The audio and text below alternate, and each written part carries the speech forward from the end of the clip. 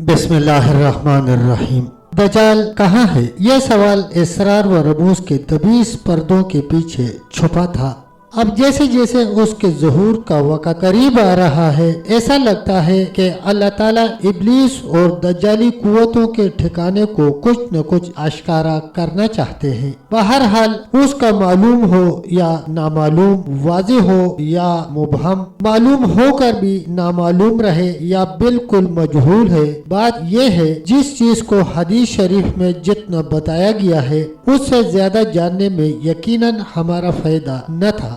دنیا کے تمام مذاہب کے ماننے والے قیامت سے پہلے اپنے نجات دہندہ کے منتظر ہیں، اسی طرح یہودی بھی اپنے مسیحا کے انتظار میں ہیں۔ اب سوال یہ ہے کہ دجال اس وقت کہاں ہے اور کہاں قید ہے؟ یہودیت کی ایک مذہبی دستاویز میں لکھا ہے، مسیح یعنی دجال کی روح اس جگہ جہاں وہ قید ہے رویا کرتی ہے اور یہودیوں کے احوال پر غمگین رہتی ہے اور بار بار ان ملائکہ سے جو اسے قید کیے ہوئے ہیں پوچھتی ہے کہ اسے کب نکلنے کی اجازت ملے گی۔ یہودی مسیح دجال یعنی دجال اکبر کے، جسے وہ مسیح داؤد کہتے ہیں، کہ موجودہ مقام رہائش یا موجودہ پناہ گاہ کو ظاہر نہیں کرتے، یا تو ابلیس نے انہیں بھی اس کا علم واضح اور متعین نہیں دیا ہے، یا اگر دیا ہے تو یہودی اکابر اسے بے حد خفیہ راز کی طرح رکھنے کی کوشش کرتے ہیں۔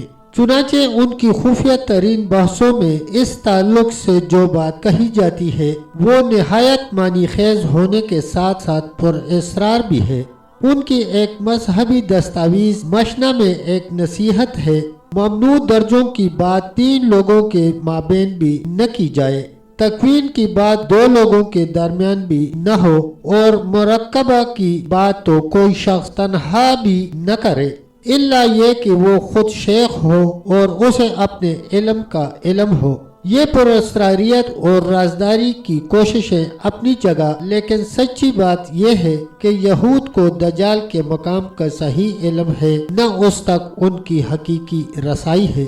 آج تک جتنے روحانی یہودی جادوگر سفلی عامل گزرے ہیں، اپنے جادو، شیطانی علم اور خبیث جنات سے رابطے کے ذریعے دجال کا ٹھکانہ معلوم کر سکے ہیں، نہ ان کے احبار و رہبان کو اس کا کچھ علم ہے، اور نہ ہی ان کے سائنسدان اور خلانورد اس کے کوئی خبر لا سکے ہیں۔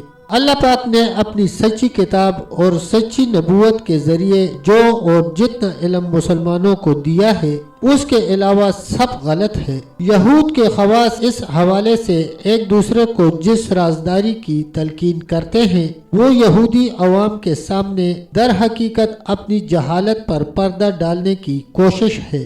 جب یہودیوں کی بات یقینی طور پر غلط ہے تو پھر سوال یہ پیدا ہوتا ہے کہ صحیح بات کیا ہے؟ جن امور کا تعلق غیبیات یا ماوراء طبیعت سے ہوتا ہے اس میں ہمارے پاس واحد ذریعہ معلومات وہی ہے۔ انسانیت کے پاس اس کے علاوہ کوئی چارہ کار نہیں کہ جن چیزوں کو مشاہدے اور ذاتی تحقیق سے دریافت نہیں کر سکتی ان کے بارے میں ایسے ذریعے پر اعتماد کرے جو مستند بھی ہو اور تسلی بخش بھی، اور یہ ذریعہ عقل نہیں، وہی ہے۔ وہی کے نور کے بغیر عقل گمراہ ہے اور گمراہی تک لے جانے والی ہے۔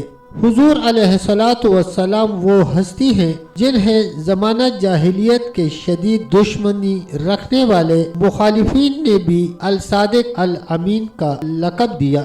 آپ صلی اللہ علیہ وسلم نے زندگی بھر کبھی بھی کسی طرح کا جھوٹ نہیں بولا، لہٰذا آپ صلی اللہ علیہ وسلم کی بتائی ہوئی اطلاعات سے زیادہ مستند ذریعہ معلومات انسانوں کے پاس کوئی اور نہیں۔ آئیے دنیا کی سب سے سچی اور سب سے زیادہ قابل اطمینان زبان سے پوچھتے ہیں کہ دجال کہاں ہے۔ یہ بات دلچسپی سے خالی نہ ہوگی کہ خود اسی حدیث شریف میں جس میں دجال کے موجودہ مقام کا تذکرہ ہے، ذکر ہے کہ آپ صلی اللہ علیہ وسلم کی پیشگوئی کی تصدیق آپ کی حیات مبارکہ میں ہو گئی تھی، جس پر آپ صلی اللہ علیہ وسلم نے خوشی اور مسرت کا اظہار فرمایا۔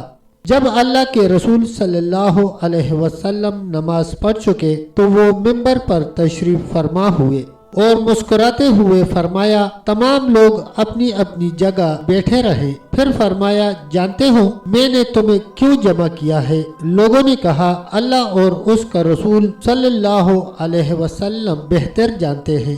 آپ صلی اللہ علیہ وسلم نے فرمایا اللہ کی قسم میں نے تمہیں نہ تو کسی چیز کا شوق دلانے کے لیے جمع کیا ہے اور نہ کسی چیز سے ڈرانے دھمکانے کے لیے اکٹھا کیا ہے، بلکہ میں نے تمہیں یہ بتانے کے لیے جمع کیا ہے کہ تمیم داری پہلے عیسائی تھا، وہ آیا، اس نے بیعت کی اور اسلام میں داخل ہو گیا۔ اس نے مجھے ایسا واقعہ سنایا جو ان باتوں سے تعلق رکھتا ہے جو میں تمہیں دجال کے بارے میں بتایا کرتا ہوں۔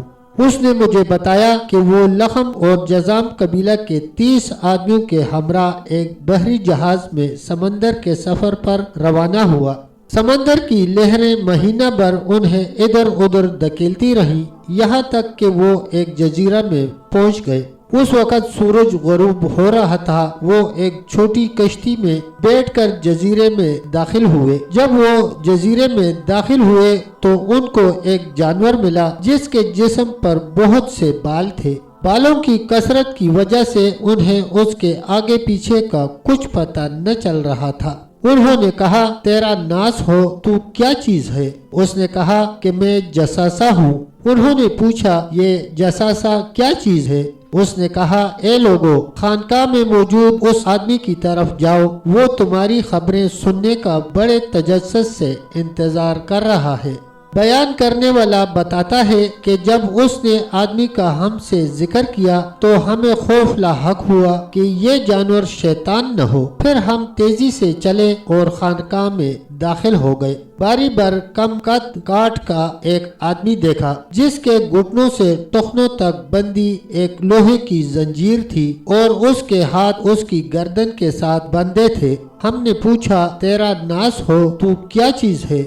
اس نے کہا میرا پتہ تمہیں جلد چل جائے گا، یہ بتاؤ کہ تم کون ہو؟ ہم نے کہا کہ ہم عرب سے آئے ہیں۔ ہم جہاز میں سوار ہوئے، سمندر میں طوفان آ گیا، مہینہ بھر لہریں ہمیں دھکیلتی رہی، یہاں تک کہ اس جزیرے کے کنارے لے آئی۔ ہم کشتی میں بیٹھ کر جزیرے میں داخل ہوئے۔ یہاں ہمیں ایک جانور ملا جس کے بدن پر بہت بال تھے۔ بالوں کی کثرت کی وجہ سے اس کے آگے پیچھے کا کچھ پتہ نہیں چل رہا تھا۔ ہم نے اس سے پوچھا تیرا ناس ہو، تو کیا چیز ہے؟ اس نے کہا میں جساسہ ہوں۔ ہم نے پوچھا یہ جساسہ کیا چیز ہے؟ اس نے کہا خانقاہ میں موجود اس آدمی کی طرف جاؤ، وہ تمہاری خبریں سننے کا بہت شوق سے انتظار کر رہا ہے۔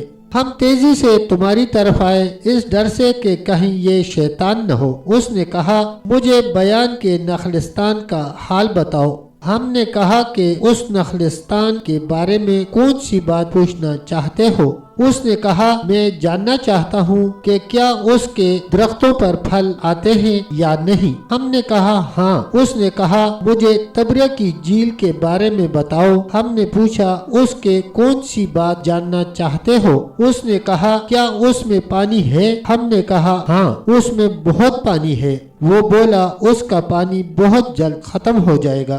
پھر اس نے کہا مجھے زغر کے چشمہ کے بارے میں بتاؤ۔ ہم نے پوچھا کون سی بات معلوم کرنا چاہتے ہو؟ زنجیر میں جکڑے آدمی نے کہا کیا چشمے میں پانی ہے اور لوگ اس پانی سے کھیتوں کو سیراب کرتے ہیں؟ ہم نے کہا اس میں بہت پانی ہے اور شہر کے رہنے والے اس سے کھیتوں کی آبیاری کرتے ہیں۔ پھر اس نے پوچھا مجھے نبی امی صلی اللہ علیہ وسلم کے بارے میں بتاؤ، اس نے کیا کیا ہے؟ ہم نے کہا وہ مکہ سے نکل کر یثرب میں آ گئے ہیں۔ اس نے پوچھا کیا عربوں نے اس کے ساتھ جنگ کی؟ ہم نے کہا ہاں۔ اس نے پوچھا اس نے ان کے ساتھ کیا کیا؟ ہم نے بتایا کہ وہ ارد گرد کے عربوں پر غالب آ چکے ہیں اور انہوں نے ان کی اطاعت قبول کر لی ہے۔ اس پر اس نے کہا کیا واقعی ایسا ہو چکا ہے؟ ہم نے کہا ہاں۔ اس پر اس نے کہا ان کے لیے یہی بہتر ہے کہ وہ